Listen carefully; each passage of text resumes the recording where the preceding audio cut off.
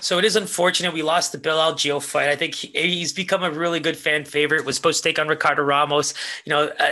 One of two fights that we didn't get to see. So we take that with a grain of salt nowadays in the UFC. It's becoming like a dime a dozen thing when it comes to UFC cards and fights in general. But let's take a look at the prelim main event before we get right into the main event. And I'm loving this fight, right? So before we get into it, don't forget, like, subscribe, blah blah blah. You know how it goes. Tracy Cortez and Justine Kish, right? I'm disappointed that Cortez missed weight by that 0.5 pounds. Sheila Tella devastated from it. Had to use the whole little portable change room there to see if she could make that half pound, but unfortunately she didn't. So she came in at 126 and a half. Justine Kish looked hella athletic on there. She did not look like she had any issues making that weight, but I think that's what we've come to expect from a legend and from just a veteran like that. I think she's shown that she can dance with the best. She knows that she's a gatekeeper for some of the UFC's best prospects. And like Sabina Mazo, right? She was able to strike with her for most of that fight, but was taking damage. And the moment that fight went to the ground, she was a fish out of water. Her back was taken. And, sooner or later that fight was done. I think that Kish has the good ability to try and get this fight a little bit more in her arena, right? I think that Cortez has shown off some of her movement, but it's also very wrestling and striker based. So you're looking at a Muay Thai kickboxer style versus kind of the wrestling movement who's trying to get the boxing all put together. I think that Cortez is a great wrestler. And if she's smart, she's probably going to take us to the ground, right? I think that she knows that she's going up against an absolute beast when it comes to the striking. Devastating elbows, big strikes, leg kicks, body kicks. These are the things you want to avoid from a fighter like Justine Kish because she can tire you out with just volume.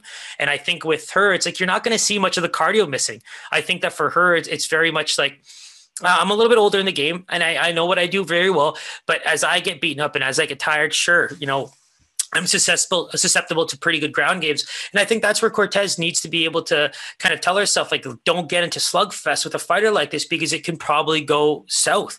In this case, I think that setting up her strikes, using feints to level change, get those takedowns when they're ready.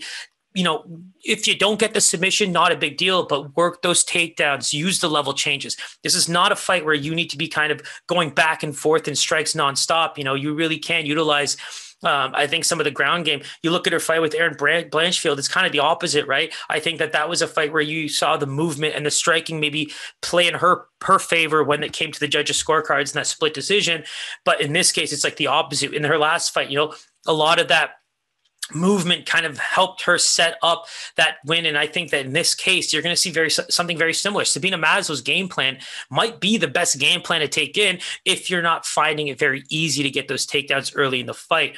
I think the one thing that's going to surprise people is how good the striking might be for both of them. I think this could be a very competitive fight, but at the same time, I would not be surprised if Justine Kish just ends up taking over the fight in that realm. And maybe, Cortez's striking ends up more to set up the takedowns and kind of work her submissions, really work some ground and pound entire route because the way I read this fight is I think that you're having such a young gun who's pretty much well-versed everywhere, who can, meet her match in the striking department for the most part in this fight. I like the Muay Thai and kickboxing out of Justine Kish. I think it's going to be a hell of a fun fight. If it does go to the ground, expect Cortez to have an advantage, but at the same time, we've seen crazier things in MMA. And if the veteran does kind of have what it takes to pull the rabbit out of the hat, it'd be fun to watch her career kind of take off in a different way. But, a lot of people are riding Cortez. I think she's looking now like a minus 300 favorite, if I'm not mistaken.